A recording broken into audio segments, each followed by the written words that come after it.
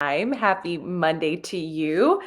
Coming to you today from the road. I am actually, we are visiting my mom and my stepdad. It's my mom's birthday this week. So we are on the road visiting, and there is some background noise. So if you hear toddlers or dogs, it just is what it is. But this is part of my commitment to you is I'm going to show up for you every week. And we're talking today about why hard closing doesn't work. So if you are joining live, welcome. And I want you to let me know in the comments, do you feel, is there any part of you that feels like you have to hard close people or pressure people into working with you? So let me know in the comments if that's the case. And I want you to just check in on that too. If you're watching the replay, like, do I feel like I have to hard close people to get them to work with me? Because we are going to be debunking today why you don't have to do that. And also let me know in the comments, hopefully the audio is okay on this. I'm using minimal tech today, but my intention is that tech cooperates and that you really leave this live stream with a renewed excitement for closing, with a renewed passion for what you're doing, and feeling way more confident in your closing and in your sales process as well. I also just want to say today's episode is sponsored by the 10K Club, our She Sells 10K Club, which I'm so excited about. Our doors are open right now. And so if you are a woman, female entrepreneur, or a sales professional who wants to break six figures this year, and you are committed to doing it, but doing it in a different way where you're not having to hard close, you're not like having to effort your way to get there, you can go to elisearcher.com/10K club to learn more. All right. So here is talking today about why hard closing doesn't work. Hey, Nancy, so good to see you. Have you ever bought from someone who hard closed you? Like, maybe you did just to like stop the whole experience. But I want you to think about, have you ever done that? And do you enjoy that experience? But there's so much, at least for me, growing up in media sales and coming up kind of in that background, I came up in some pretty, thank you so much for the heart. By the way, if you're joining on Facebook, LinkedIn, or YouTube, pop me a comment. That's how I know you're here. And I want to connect with you directly and also help answer any questions you have on the closing process today. But that was how I came up with very we're not leaving this table until you say yes type of closing. It was so pervasive. And I'm curious to know, is that like how you've been trained, or is that how you think you've got to work to be successful? Do you think, you hear things like, don't leave until they say yes. And it's not that we're not committed to getting the yes when it's right for someone, because we are. And what I'm going to teach you today is actually going to help you get more yeses than the other way. But it was just this culture of like, I remember there was such an underlying culture in many of the places that I worked of like, if you're not getting a yes from everyone you talk to, you're doing it wrong.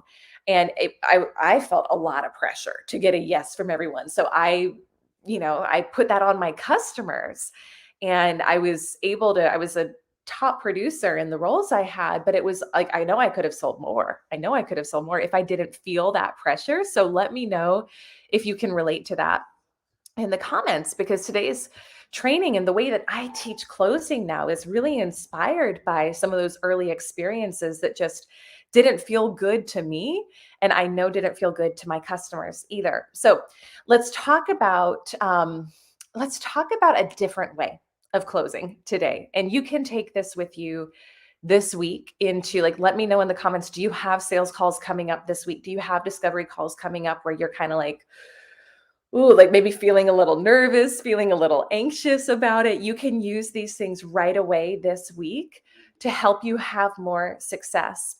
And so the first thing is mindset wise. Mindset is everything when it comes to your sales process. And if you are feeling like you have to hard close people, that is straight up scarcity mindset. Okay. It is straight up scarcity mindset. Give me a heart or give me a yes, like if you agree and if you get this. And I am here to tell you, any amount of scarcity thinking in you, which we have been conditioned to think that way in our society. I get that. That was kind of how I came up too. But it's not true. It is not true. I did a whole episode on this on She Sells Radio. Thank you for the heart. So you can go and listen to it where I talk about abundance selling versus scarcity selling. It's episode 115 of the podcast. But it is scarcity mindset to think that you have to hard close people. And so this is where I talk a lot about this with my clients, and this is really important to remember. You get to be committed to what, but not how or who. You get to be committed to what, but not how or who. So in your sales process, you don't get to be committed to this person has to be my client. You don't. Now, we always want, for the people where it is of service to them to work with us, yes, like we are going to do whatever we need to do on our end to help them make that decision, but to do it from an empowered place, not from a place of pressure. And there is a difference. There is a real difference in that empowered energy versus that pressure energy. And I know you probably know it. Let me know in the comments if you felt the difference in your life of what those two things are.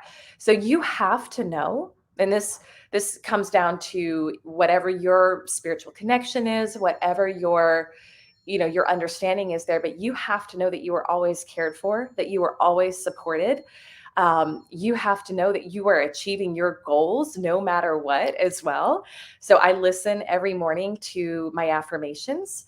And when I listen to those, it's like there are revenue goals in there, there are sales goals in there.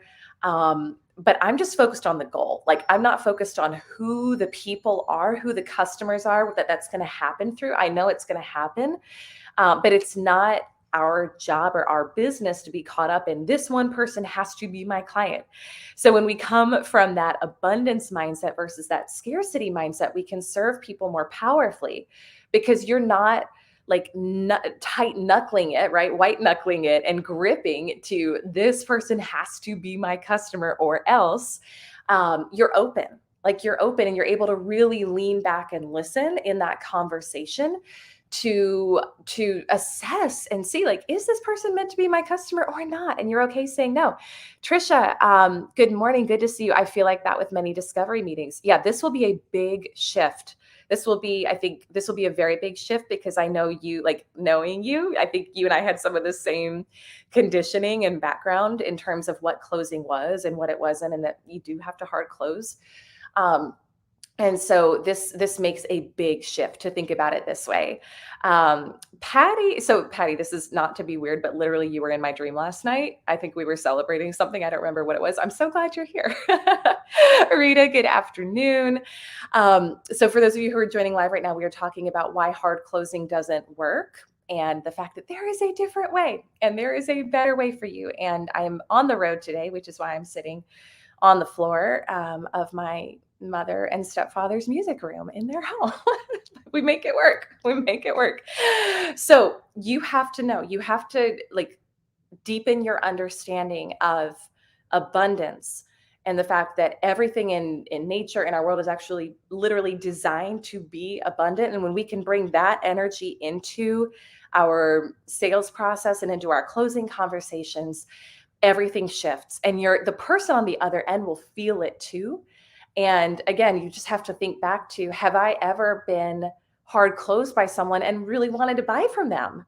Right? Like some of the stuff is just obvious, but I know a lot of the training that's out there tells you have to do things a certain way and you can doubt or question if you can be successful in another way. I'm here to tell you can be, and you will be more successful doing it the other way. So here's some pieces of what I would call abundance selling framework and mindset and how we do it in the She Sells community. This applies whether you're a woman, man, non-binary, I don't care. But you can implement these strategies to help you be more successful in your closing process. So the first is, this is more the tactical side. I want you to have that energy of the lean back.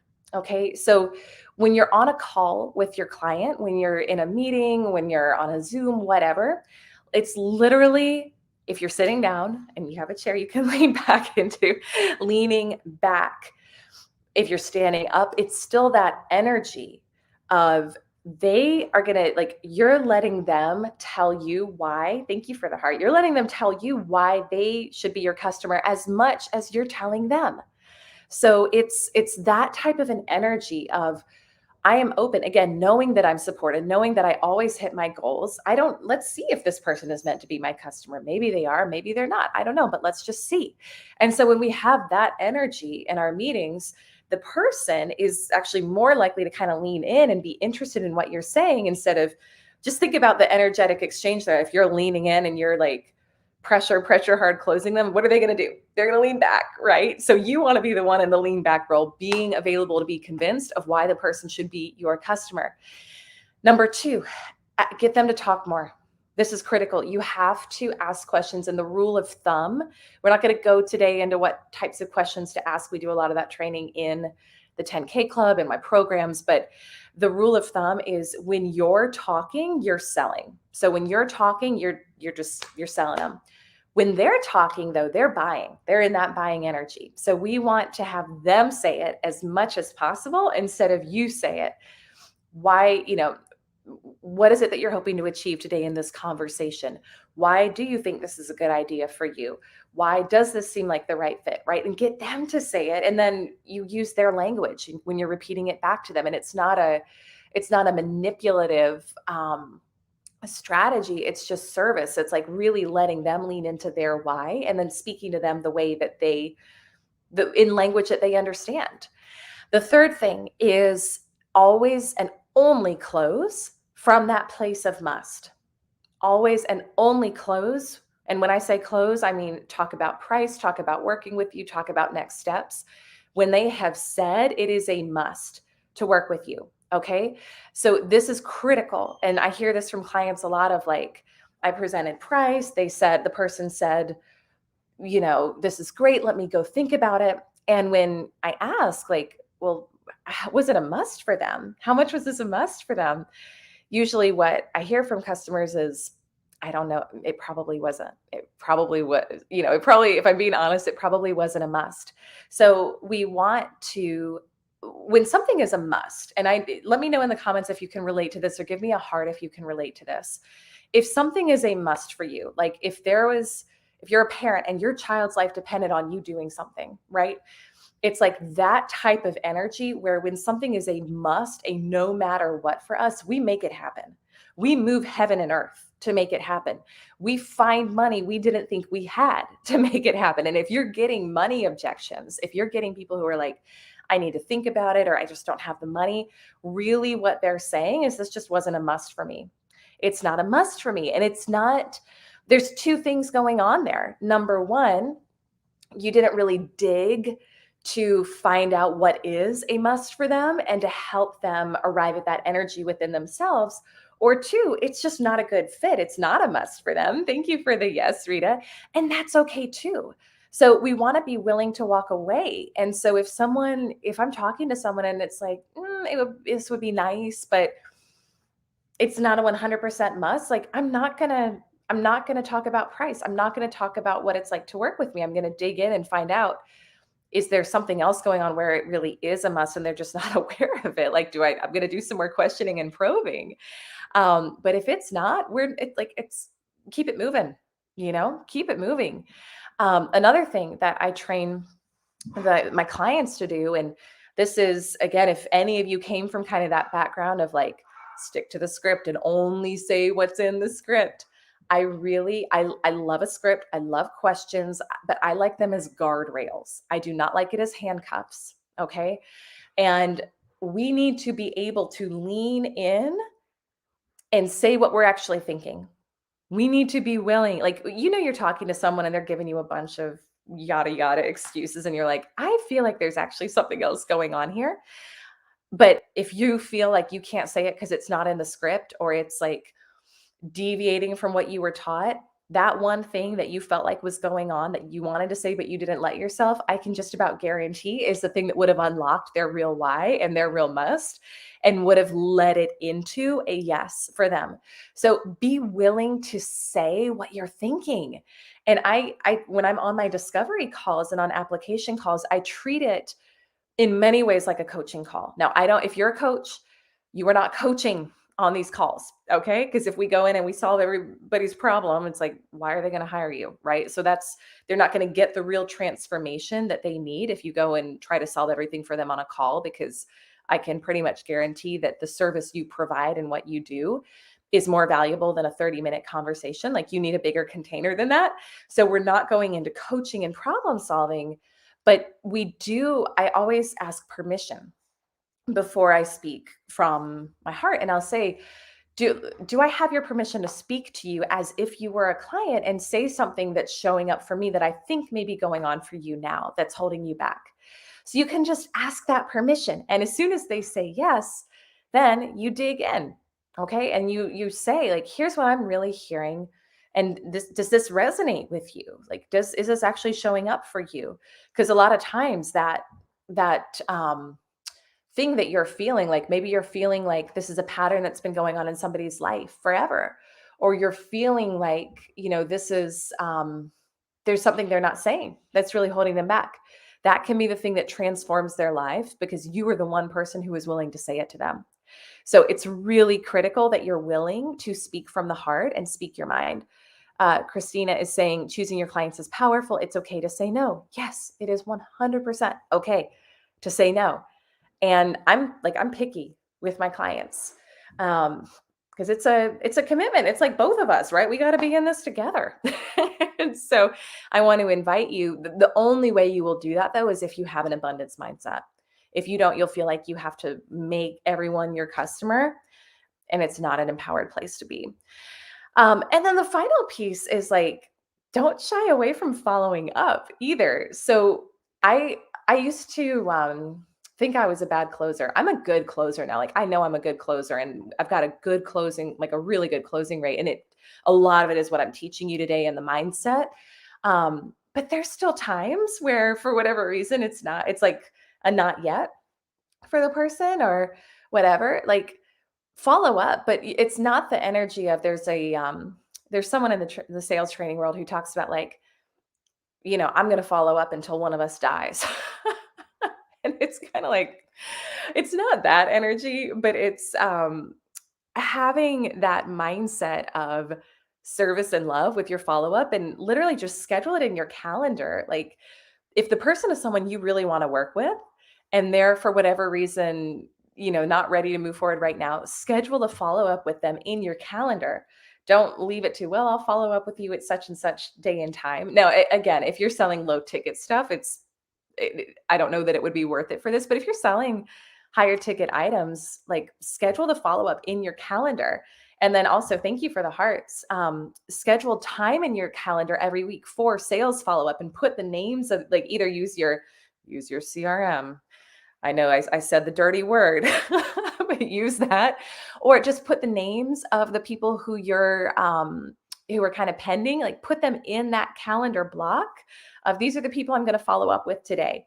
And you get to be, like, fierce with it, not in a pressury way, but you get to be fierce with it in a, like, no, I'm going to keep following up and because I really genuinely want to work with you. I want to serve you. And sometimes it's just timing. So that is it for you today, my friends. So, quick recap. Why hard closing doesn't work. Well, we talked about why today. And I think everyone in this community gets that and understands it. But how you're going to shift into closing more and making more sales, but not from a place of hard closing. Number one is abundance mindset. So go listen to She Sells Radio episode 115 if you want a deeper dive into that. Number two, it's the lean back energy. Ask questions. Number three, get them to say it instead of you. Number four, close from that place of must. You have to close only from that place of must. Number five, be willing to dig in and say what you're thinking. Follow your intuition. You get to leverage that in your sales process. It's a powerful tool. Thank you so much for the hearts. And number five, don't shy away from the follow-up. So that is it, my friends. If you have any questions on this, if you are like, hey, I'm really ready to become a better closer and make more money, and make more sales, but do it in an empowered way, not in a pressury way. Like I said, 10K Club, our doors are open right now. You can go to elisearcher.com/10K Club to check it out, to apply. Angela Greaser's in the house saying intuition is so powerful. Yes. And what I love about you saying that is you're so brilliant on the operations and structure side. And you're still like, we bring in intuition into that, which is one of our superpowers, right? So we get to do that. I'm going into a meeting. I'm wishing you a beautiful rest of your day. Thank you so much. If you were here, whether you're here live or whether you're watching the replay, send me a DM if you have any questions. Charity, I'm literally just wrapping up. It's so good to see you. Mwah. Wishing you all. Thank you, Angela. I am grateful for you. Thank you so much. See everyone next Monday. Have a beautiful rest of your day. Bye-bye.